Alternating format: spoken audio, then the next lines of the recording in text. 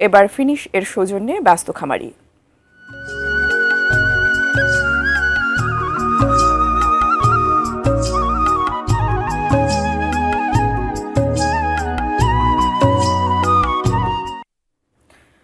কোরবানির ঈদকে সামনে রেখে চাঁপাইনবাবগঞ্জে চাহিদার চেয়ে প্রায় ৩০% বেশি পশু লালন পালন করা হয়েছে। এরই মধ্যে অনেক খামারি তাদের অর্ধেক পশু বিক্রি করে ফেলেছেন। গোখাদ্যের দাম বাড়ায় আর লোডশেডিংয়ে খামারিরা কিছুটা দুশ্চিন্তায় পড়লেও শেষমেশ ভালো দামেই গরু ছাগল বিক্রি হবে বলে আশা তাদের। চাঁপাইনবাবগঞ্জ প্রতিনিধি নাদিম হোসেনের পাঠানো তথ্য ছবিতে ডেস্ক রিপোর্ট। উত্তরের সীমান্তবর্তী জেলা চাঁপাইনবাবগঞ্জ আমের জন্য বিখ্যাত হলেও এখন পশুপালনেও এগিয়ে বরেন্দ্রভূমির এ জেলা। এবার কোরবানি ঈদকে সামনে রেখে জেলার প্রায় ১৪,০০০ খামারে পশু লালন পালন করা হয়েছে।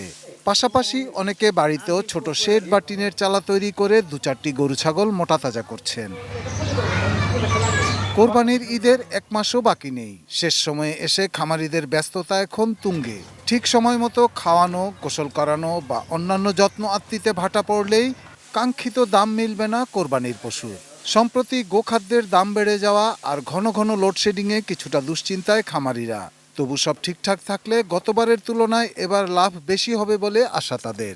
এরই মধ্যে অনেক খামারি তাদের অর্ধেক পশু বিক্রিও করে ফেলেছেন। কুরবানির নামাজ আসলে আমাদের একটু কাজ বাড়ে। ভুট্টা, গম টম, বসি টুসি আপনার সব কিছু আপনারা দিই। আপনার কোরবানি নিয়ে একটা বড় আশা থাকে, আর আমরাও এবার আশা করছি যে হয়তো বা আমরা ভালো করব। যদি ইন্ডিয়া থেকে গরু ঢুকে এবং বৈধ পথে এটা ছাড়পত্র করে, তাহলে কিন্তু আমরা ক্ষতিগ্রস্ত হব। প্রাণী সম্পদ দপ্তর জানিয়েছে, জেলায় এবার প্রায় ২.২ লাখ কোরবানির পশু লালন পালন করা হয়েছে, যা চাহিদার চেয়ে প্রায় ৬০,০০০ বেশি।